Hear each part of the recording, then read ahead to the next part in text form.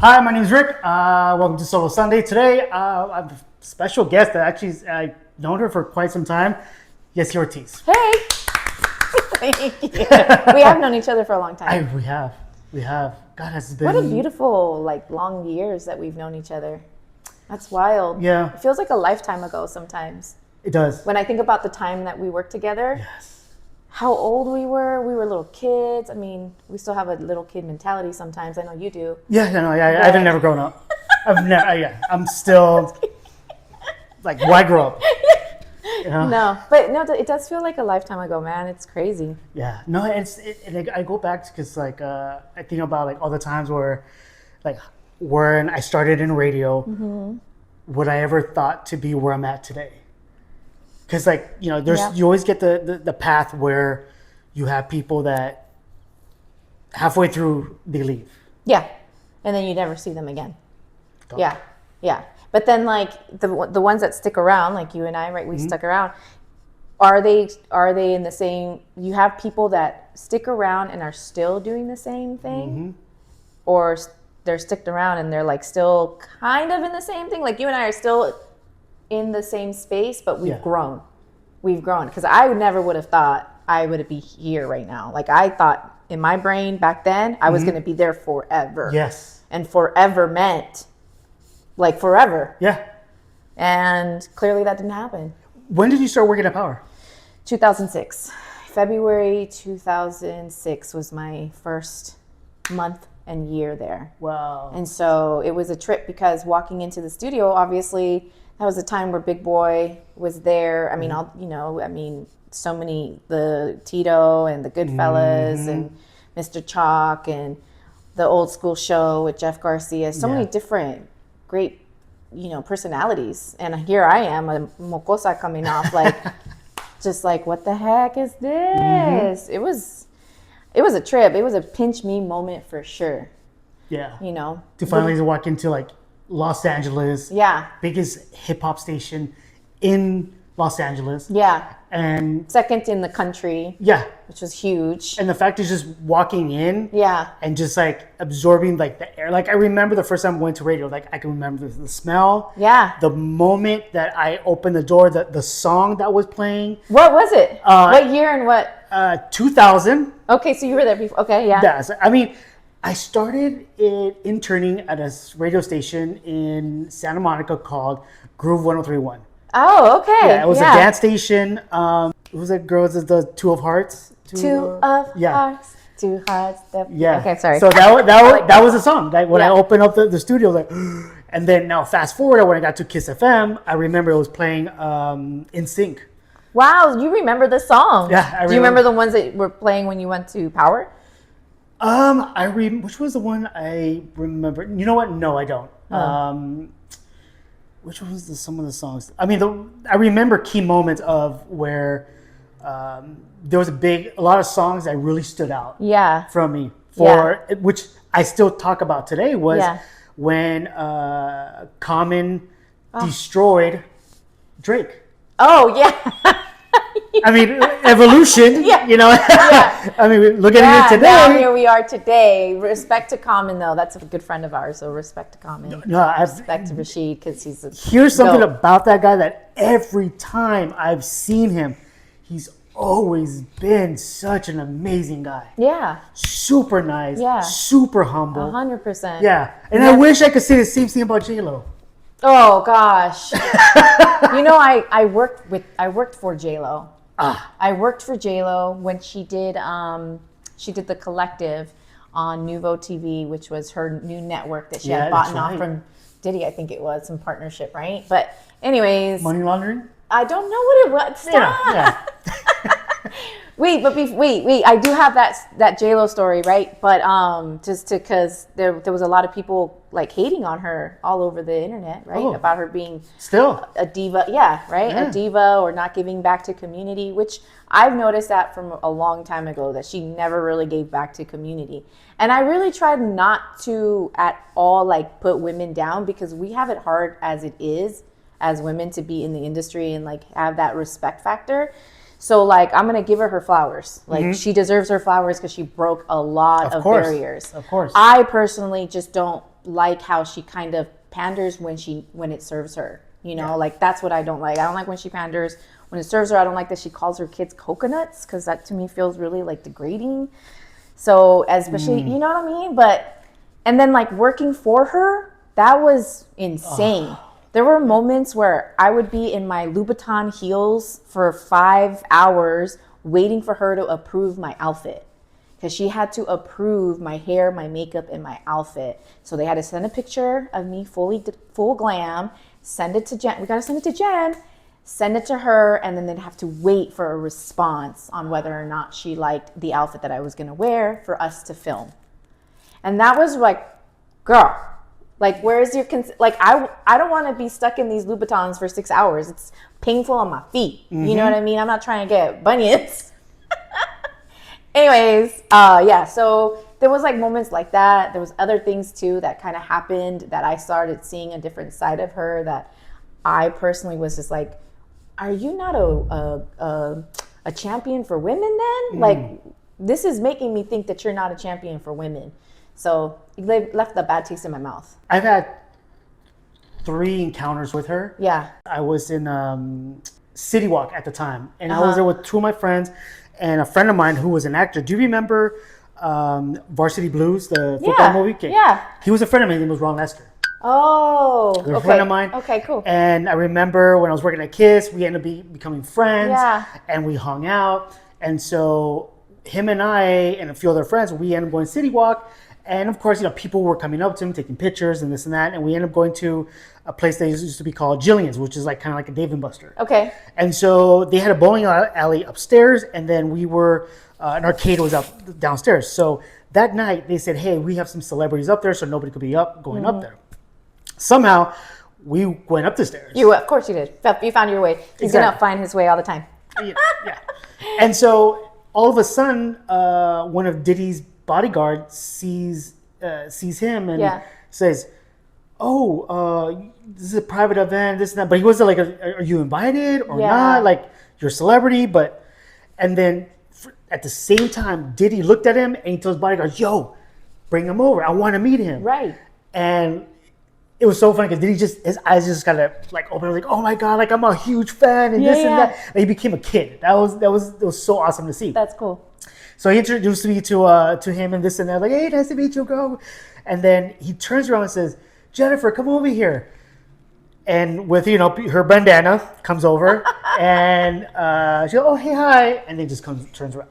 Oh, yeah. At least she acknowledged, great, cool. Yeah. Right. That was, I guess, a positive encounter I had. Yeah.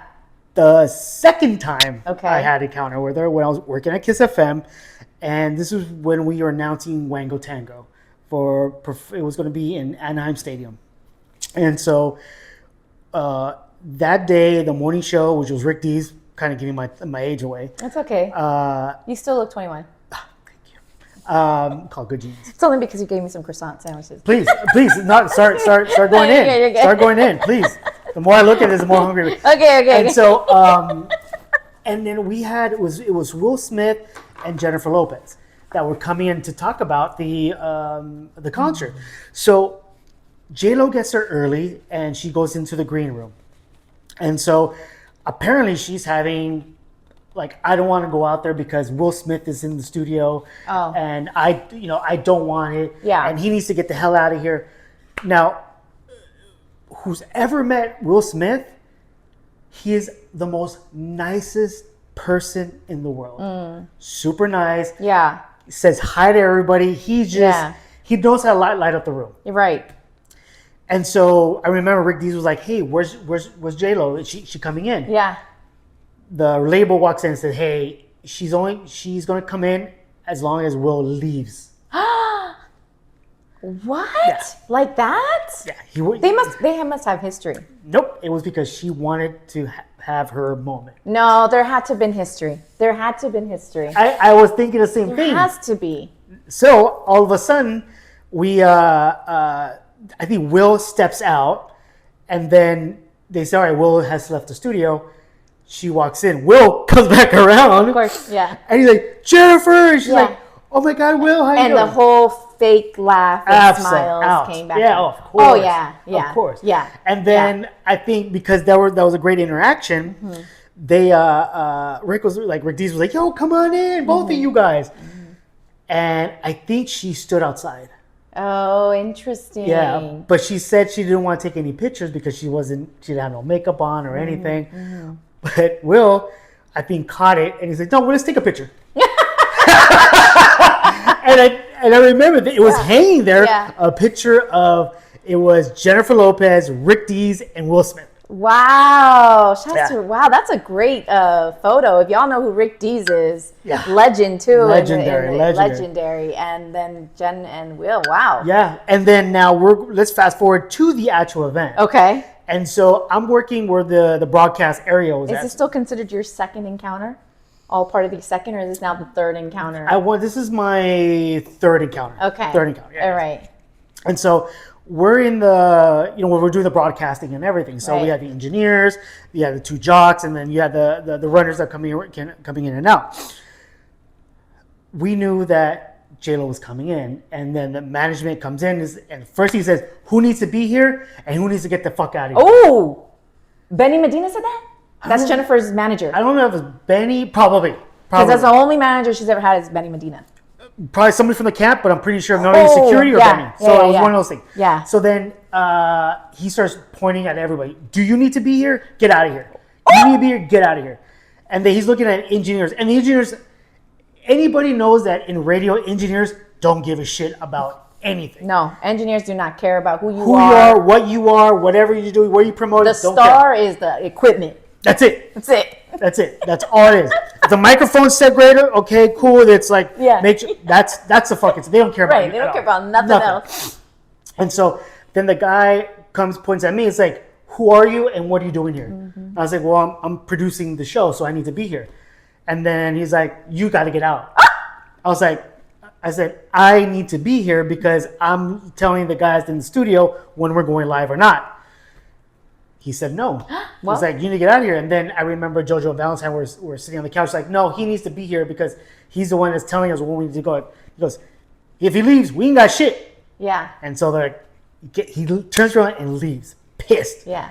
All of a sudden, 2 seconds later, Jennifer walks in. Hi, everybody. Yeah. And just kind of, and I understood what she was doing because she wanted to say hi to everybody that was the most important people in the room. That part. She filtered the bullshit so that she only says hi to the most important people in the room. And because those were the most important people in the room, she'll come up to say, look at you in your eyes and say, hi, thank you so much, and walk out and leave a great impression. Yeah. Now, after that, we were kind of like shocked, like, damn, like what the fuck just happened? Right.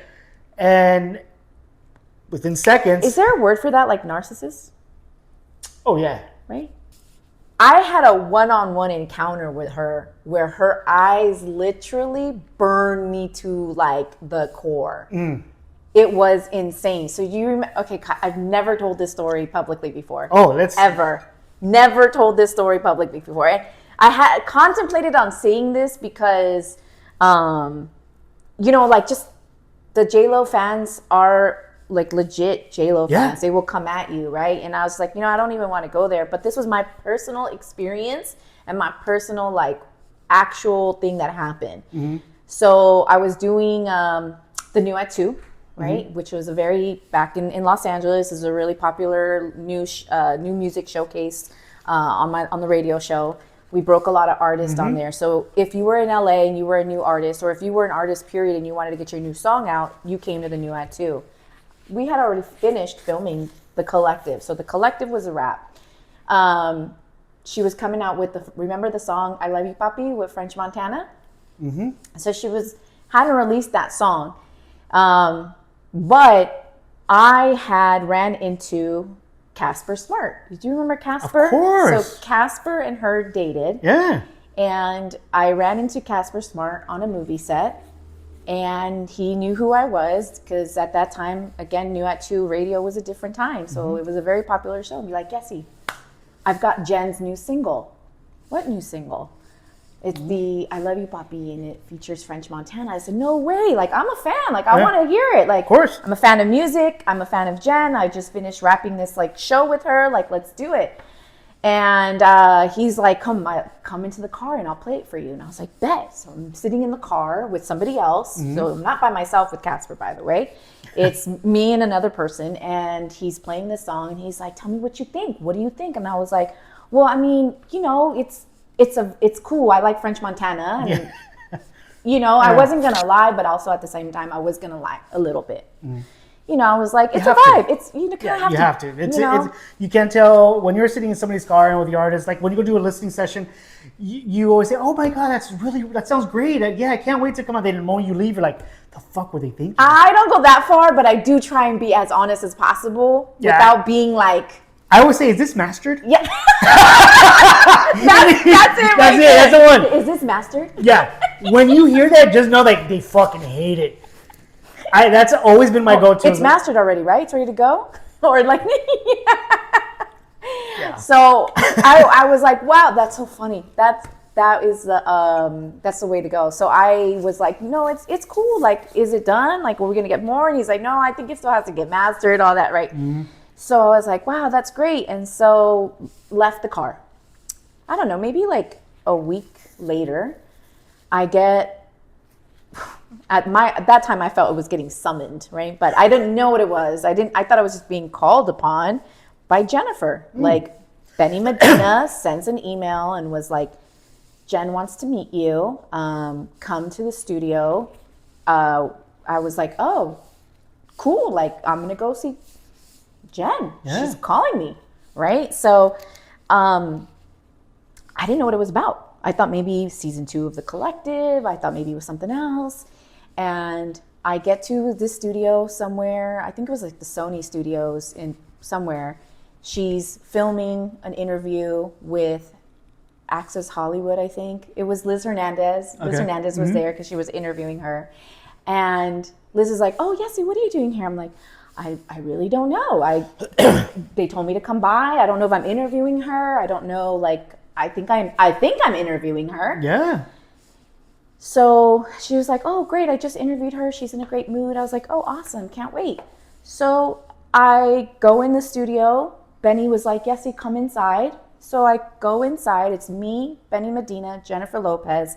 And I had a friend of mine with me who I needed to bring because I wanted some support. She's a publicist. Yeah. So I was like, just come, just in case I needed, hold me down, business, whatever.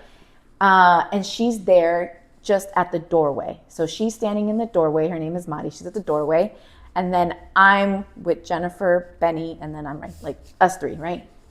Hi, Jen. The first thing she does was like, so, you were with Casper? You were with, what do you mean? Well, Casper told me that he played you my song. And I was like, oh yeah. And here I'm like, boom, that's why we're here. Yeah. She wants the feedback on the song. Of course. Duh. Yeah. And Benny's just standing there with his arms crossed, like looking at me. And I'm like, yeah, I said, I heard the song. It's a great song. Like, I'm really happy. I can't wait to play it. When's it come out? She's like, well, when did you see him?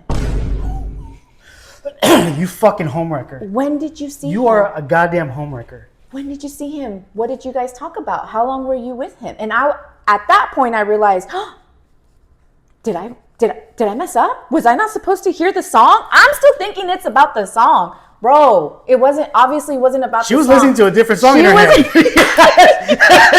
There was another song playing in her head.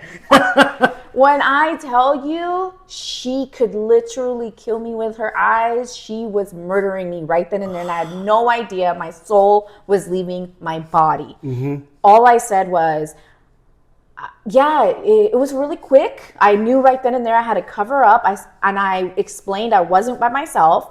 I was with somebody else. He's someone who's also filming the show with him. Like, we're good. Like, and she was like, so Benny, and then completely shuts me off from the conversation and starts to talk to Benny Medina.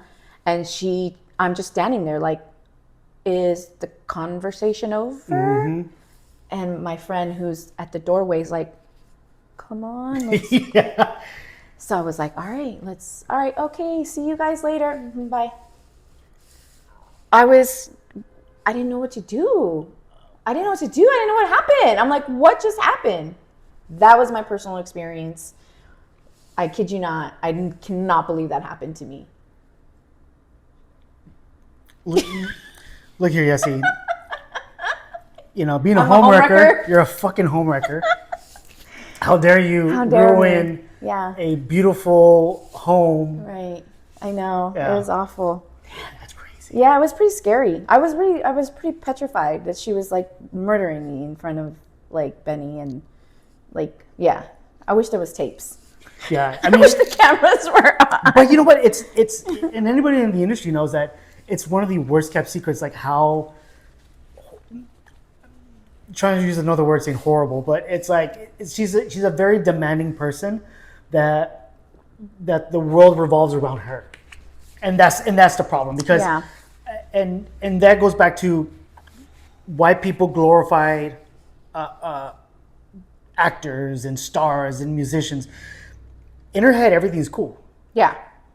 There's not that's just the internet. Yeah. But then this is the second time where she did a Netflix special about the Super Bowl, and she makes herself look bad. The halftime?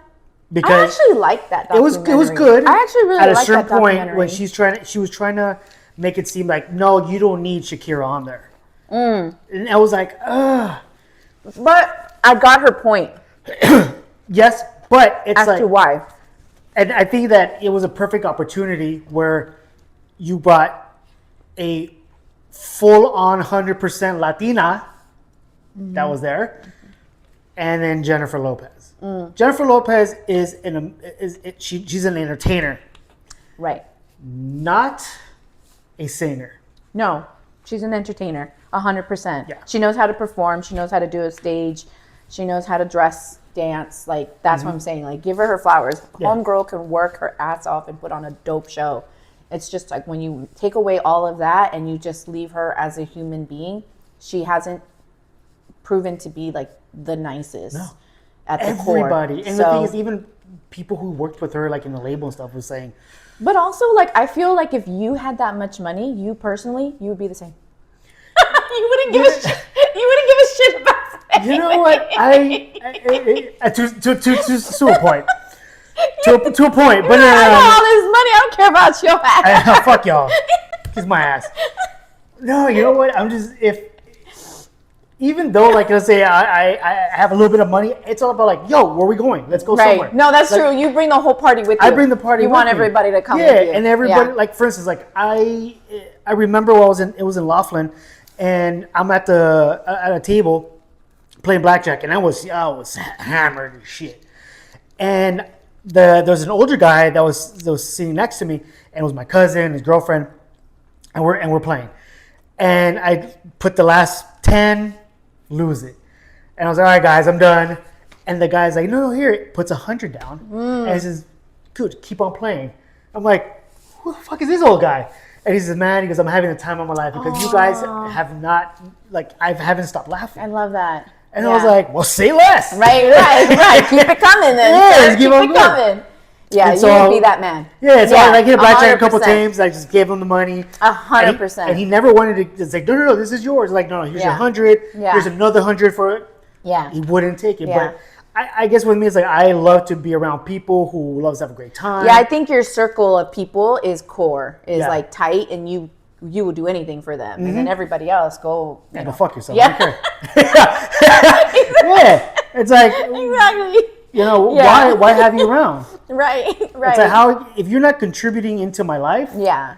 Or I think the biggest filter is if you don't want to see me win, like the same way I want to see you win, then there's not benefit, but there's no reason to continue. Yeah, because then you're just having people in your circle that really don't want the best things for you. They don't. And dude, that is key, and something that's taken me so long to try and figure that out. Like, I wish I would have known that earlier, instead of trying to like fit into the different norms that people like make up for you or what they think you should be. Like, me being in radio and then like, oh, well, because you're in radio, you got to now do TV. Like you should do TV. Yeah. It's like, I went with a lot of the ideas because people told me this is what I needed to do, not realizing that a lot of those moves were probably not my best for like the better of me. It was the better of them, for them. Mm-hmm.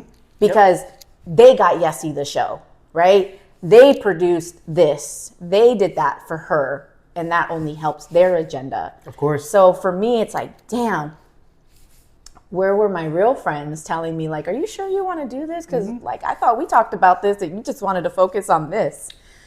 I mean, even let's go back around the J-Lo situations. Like, here's the thing: when you surround yourself with yes people, you're going to fail, right? And then you're going to see like, because they're telling you yes on everything, you're seeing your projects are going to take a shit. Yeah. Because everything you do, everything you touch is going to be gold in their eyes, and they're telling you that. Yeah. They haven't stepped out and became a fan or a viewer or listener and be like, are we listening to the same thing? Right. Are we watching the same thing? Right. Like, I think you got to have those people around you that's going to be really brutally honest with you, because if you don't, then how are you even going to connect with the community that had your back from the beginning? Mm-hmm. Like, absolutely. You know what I'm saying? So I don't know, man. Like I know that I wish I would have known that earlier on in my years, is that like, make sure you have people in your circle that are brutally honest for you, but for like no other reason but to better you and get your life.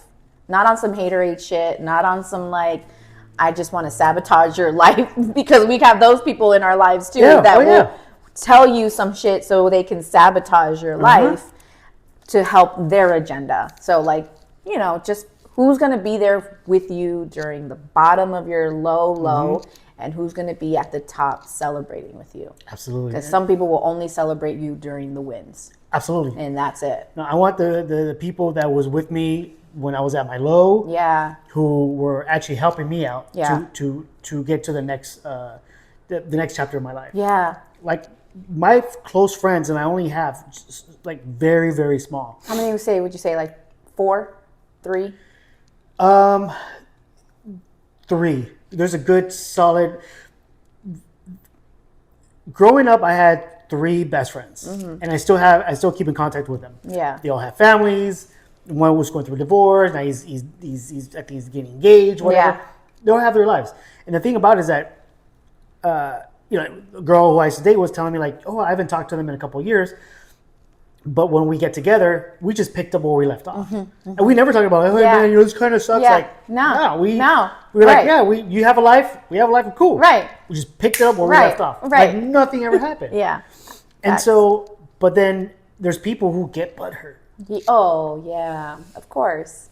They don't know how to. Those aren't really your friends then. Yeah. For the people who really get jealous or annoyed that you didn't call them back.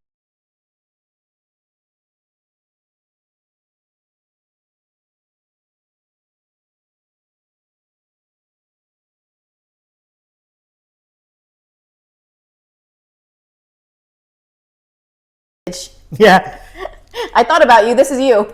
Yeah. Or send memes to each other. That's how we communicate. Yeah. I don't. There's a handful of friends I have that I have not text them or call them. Right. Just memes all day. All memes all day. But I bet you right now, if I were to call those people and I said I need help getting, or whatever it is, they're right there. Yeah. They're right there. Those are the reason why we're sending each other like memes all the time. Oh, yeah. You know what I mean? Absolutely. Yeah, I mean, those are special friends. Yeah. You got to keep those friends tight. You have to. You have to. Like 2 years ago, I went to Miami for my birthday, and I had 4 people fly out. Oh, that's nice. That's dope. Just because. Yeah, that's dope. Those are friends. Yeah, and I was like, cool. Okay, cool. Yeah, and then I'm going to Colombia, and now it's like 10 of them now. Flying out. That's awesome. Yeah, so I was like, shit. Like first what started only 2, became 3, then became 4. Yeah. And then I have friends that are in Colombia, like, hey, I'm gonna be going with you. Wow. Partying there. And there's like, that's all like 3 or 4 there. Dang. And then we're gonna go to Cartagena, and we're expecting another like 5 to come over. Wow. So it's like, Yeah. It's going to be a great party for you. Good. Yeah. Celebrate your life, Absolutely. man. I've gone once. Do you remember, have you always celebrated your birthdays like that? Like where it was like big all the time? I celebrate my birthday like it's a holiday. Yeah? Yeah. That's good. I do. Because it's the only time of the year where, because of the fact that my birthday falls on Mother's Day every 6 years, 7 years, if that. And so sometimes it will fall on Mother's Day. Like this year, it falls on Mother's Day. And so I have to figure out, like, okay, now I'm leaving on the 15th, and that's going to be my birthday week. But I always done something for my birthday. I can't remember. Is that how your upbringing was with your as a kid? Like your birthdays were always celebrated at the park, and stuff like that. Our birthdays were celebrated. Yes. Yeah, so like it was always a thing to be celebrated about. Yeah, it was the things. Yeah, there was always a cake. Awesome. There was always something there. We were celebrating. If it could have been something small, like there was times where, like, as a kid, I was like, I don't want to do anything. Yeah. Okay, great, cool cake, cool, boom, boom, and I was go back to play video games. That's awesome. Great. But as I got older, I was like, I'm becoming an adult, and I can do adult stuff. Yeah. Then I was like, oh shit, let's go to Vegas. Let's go to Vegas. Yeah. Let's go here. Let's go there. Let's party it up at the club here and this and that. So I don't remember celebrating birthdays when I was a kid.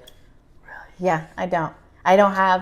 I think the only memory I really have of celebrating a birthday was with my friends that made me a cake. Oh. And that was rarely ever had birthdays with cake. Isn't that sad? That's horrible. Fuck. Great way to, fucking put a downer on this conversation. Shit. Eat your feelings. Yeah. Eat my feelings away right now. No. Oh God. Nobody loves me. No, I mean, like, but that's why I asked, because I'm like, oh, that's so cool. Yeah. I was like, wow. Sorry for being normal. Sorry for being loved. Right? Fuck. No, bro, that's exactly. I'm not gonna feel bad if somebody had a fucking shitty childhood. I get it. I'll go. Yeah, I was just like, wow, that's so cool. For me, birthdays were never like a thing for me to always to be celebrated, because even though I was on this platform in LA for like the longest time and I made birthdays a big thing, that wasn't ever for me. That's for the people. Yeah. It wasn't for me. It's like, yeah, it's Yesi's birthday, but that was also a way to like capitalize and make some money. It was because it was a station promotion. It was a station promotion. Yeah.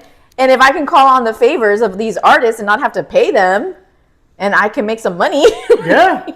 Get the salespeople to cover, go to Azul. Right. Let's run commercials. Let's run the advertising, all good. The station makes money, it's so it wasn't for me, it was for the people. So it's like now it took me a long time to really like, man, I should celebrate my birthday. Like I should have a birthday party. Like I should have like a cake and embrace a cake. Of course. But I can't lie, it feels a little weird still. It feels a little weird for me. No matter how many years it's taken for me to finally accept birthday cake and like attention on me, it feels a little weird. I don't know if I should like be more comfortable with it, or that's just how it's going to be forever. I hope it's not. I think that's the only day where you could actually become a J-Lo. The one day you have the excuse. That's it. That's the one day, like, she's being a raging bitch. It's her birthday. Everybody will get it. She's being such a diva. Yeah. She wants all white petals. She doesn't want a lick of anything. Nothing. She doesn't want her food touching the plate. Yeah. Peasants, regular people? No, we're not doing that. Yeah. But the next day, oh, hey guys. You're the most humble person ever. I know. No, right. No. You guys have fun? You're right. So I guess, but I will keep that in mind for moving forward and try to embrace that more. Yeah, you know what? It's just one of those days where it's when you could bring your friends together and just celebrate you, because it's a one day where you could have the attention to you and joke around with everybody, have a great time, enjoy some laughs, and create memories. Because growing up, I remember that we didn't have much, but we live in an apartment building where the manager was Latino, and then if there was a unit that was vacant, the Christmas party would be in there. Because somebody knew an electrician, so we were able to run a wire to put electricity in the apartment. Yeah, and so then and then like New Year's and stuff like that. So any major we had people over, and those were like the most happiest moments I've had because I was surrounded with friends and family and stuff like that.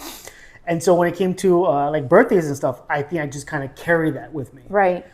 Now that I'm getting older, I've noticed like, we stopped doing, because we used to go on trips once a year. Yeah. Christmas we'll go to Puerto Rico because we had family that lived in Puerto Rico. Now they moved over here, but then we will always find a way to travel. Yeah. And all that stopped, and I'm like, let's go somewhere. Yeah. Like let's stop bullshitting. Yeah. And like going out to dinner, spending $300 or $400. Yeah. And let's save that money and go on a trip. Right. Try to bring the family together. Let's all go somewhere. There's so many people that think about just spending the $300 on like the dinner versus the trip and the experience. As I've gotten older, I've realized how important my life is and like experiencing that life. Like the trips, right? My husband and I, we travel so many different places. In 1 year. We'll go to like 5 different countries in 1 year. I would have never thought in my wildest dreams that I would have been one of those people traveling because I never saw that for myself. But then also like that wasn't embedded in my brain either. That was like save your money, and then if you're like worked hard enough, then you can deserve a really nice meal, right? Or you worked hard enough, then we can like deserve to go out to eat. Like that was your reward. And it was like I realized rest is a requirement, not a reward. Yes. And so like traveling has made me really realize like, no, this should be part of your life. Like it should be a part. You're going to be like your entire life is literally a small piece before, your entire life is a bigger piece of right before death and right after birth. So this is all you got. That's it. Done. The money, like the dinners, that's not really creating any memories. That's not even creating an impression in your soul. Like, where's your soul at? So being able to experience that travel and memories, like you said, with your friends, with your people you care about, with your family, like that's freaking beautiful. Yeah. Like that is something that you can laugh at when you're 90 years old about the crazy ass time that you had in Miami. You're not going to be laughing about that fucking dinner. I don't know. When you were, you know what I'm saying? When you can't even remember what you ordered.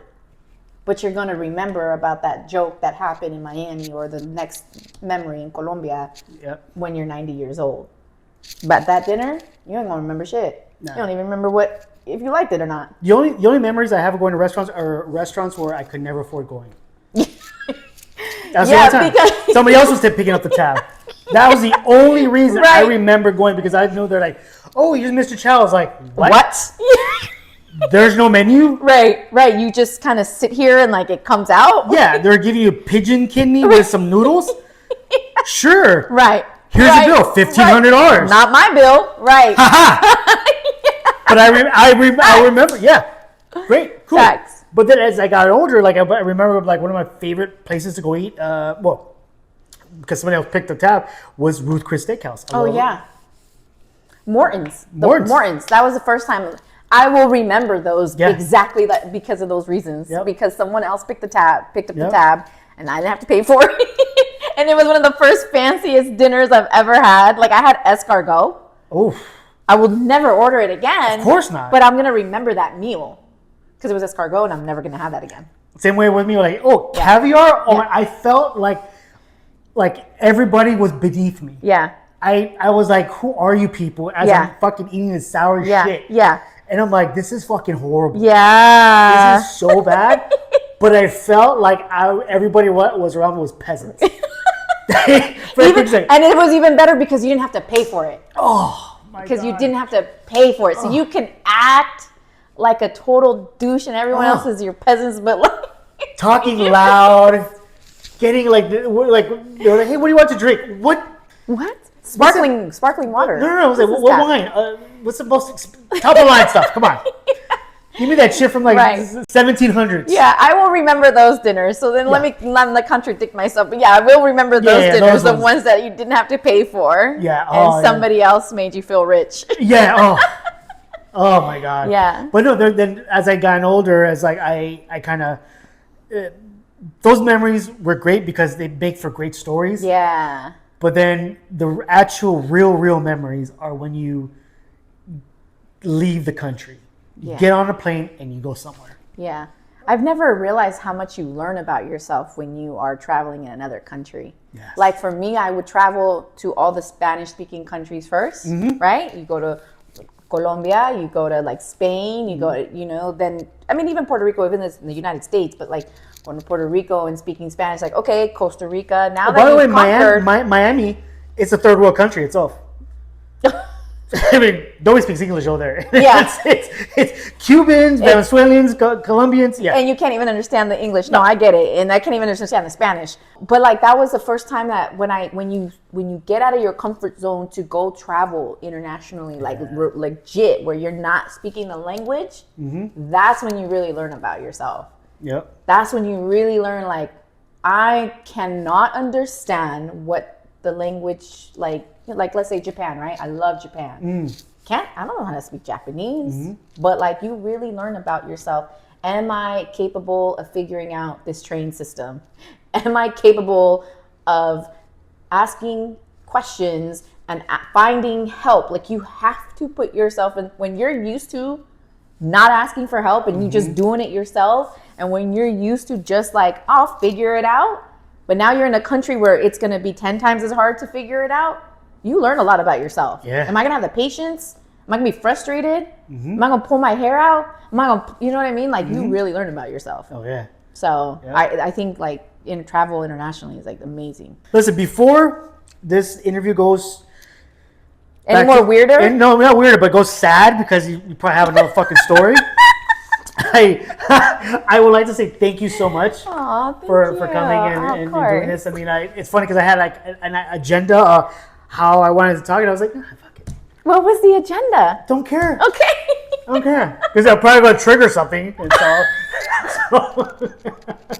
so thank you so much for watching. Yesi Ortiz. Oh, thank you. You're so sweet. Well, I got to use your trauma for comedy. You know? I know.